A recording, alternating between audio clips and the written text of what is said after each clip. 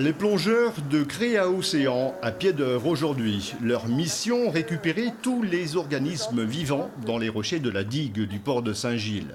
Un nombre impressionnant d'échinodermes, entendez par là des oursins, divers et variés, mais aussi d'holothuries, les boudins.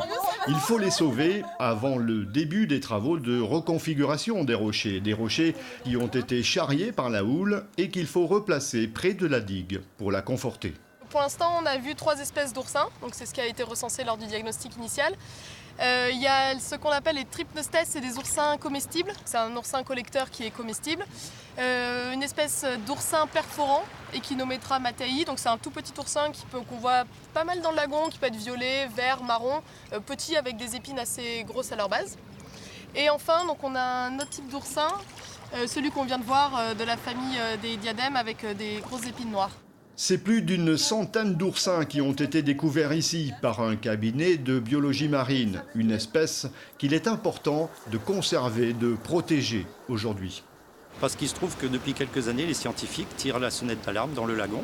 Il y a de moins en moins d'oursins, de moins en moins d'espèces. On ne comprend pas trop pourquoi. Mais là, j'ai trouvé des densités vraiment importantes dans cette digue.